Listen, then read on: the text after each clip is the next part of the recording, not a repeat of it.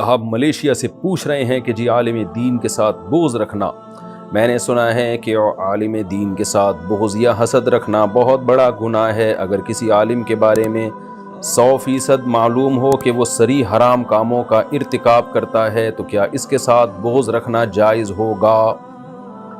دیکھیں جناب بشیر صاحب، جو عالم صریح حرام کاموں کا ارتکاب کرتا ہو، کبیرہ اور علانیہ گناہوں میں مبتلا ہو، تو وہ عالم ہے ہی نہیں۔ کیونکہ عالم جب شریعت کی اصطلاح میں کہا جاتا ہے تو وہ جس کے پاس دین کا پراپر علم بھی ہو اور عمل بھی ہو۔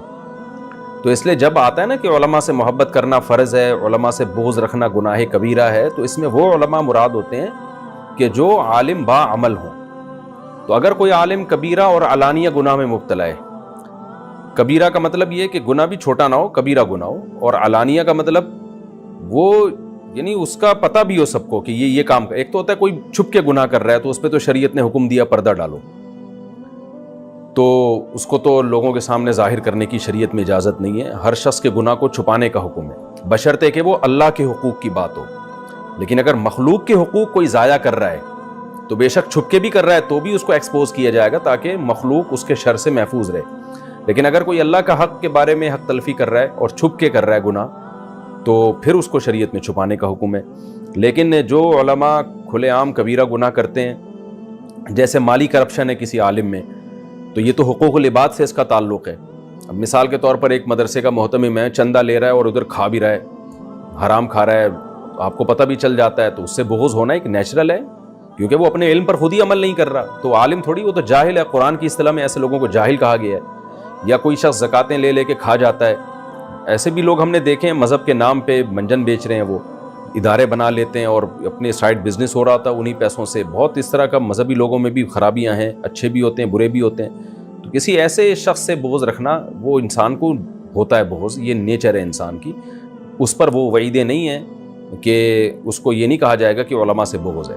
تو اگر کوئی عالم اپنی ذمہ داری پوری نہیں کر رہا اور لوگوں کو نقصان پہنچا رہا ہے، وہ پیسوں کی لالچ میں، جاہ کی لالچ میں، شہرت کی لالچ میں، اور واضح طور پر اس کی ایک چیز نظر آ رہی ہے، تو اس میں پھر یہ کرنا کہ اس کو علماء کی فضیلت سنا کے لوگوں کو اس سے محبت کروانا، یہ جائز نہیں ہے۔ اس کی مثال ایسے میرے سامنے ایک مسجد کے امام کے واقعہ سامنے آیا کہ وہ چندہ کھا رہے ہیں اور کرپشن کر رہے ہیں دبا کے۔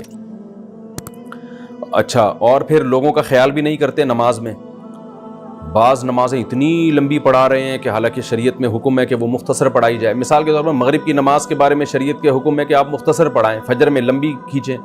تو آپ نہ سنت نماز کا خیال کر رہے ہیں، نہ نمازیں ٹائم پہ پڑھا رہے ہیں۔ نماز کا ٹائم 5:30 ہے، آپ 5:45 تک کھینچ رہے ہیں اس کو۔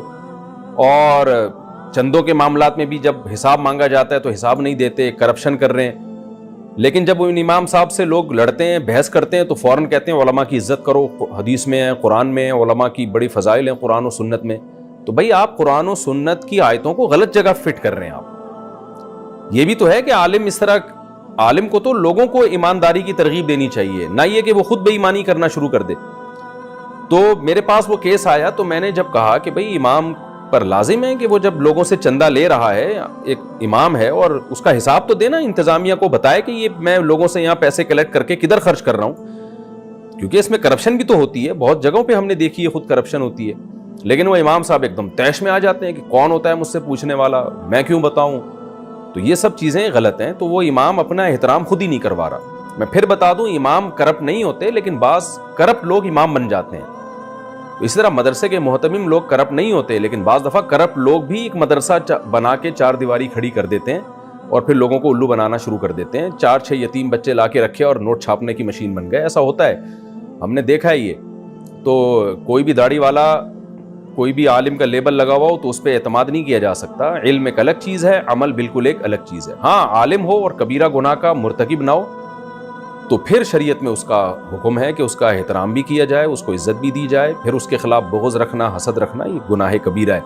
ہاں، چھوٹی موٹی باتوں میں اختلاف تو ہر ایک سے ہو سکتا ہے، بدگمانی کی بھی اجازت نہیں ہے۔ بعض دفعہ یہ ہوتا ہے کہ وہ عالم برا عمل نہیں کر رہا ہوتا، آپ کو برا لگ رہا ہوتا ہے، تو وہ ہوتا شریعت کی نظر میں برا نہیں ہے، یا اس کی رائے میں برا نہیں ہے، وہ اختلاف ہوتا ہے اس مسئلے میں، تو پھر بدگمانی کی اجازت نہیں ہے۔ لیکن ایک ایسا کام ہے جو 2 اور 2 4 کی طرح ساری دنیا دیکھ رہی ہے کہ یہ عالم ہو کے غلط کر رہا ہے، یہ یا علماء پہ یہ کام سوٹ نہیں کرتا، تو پھر اس عالم کے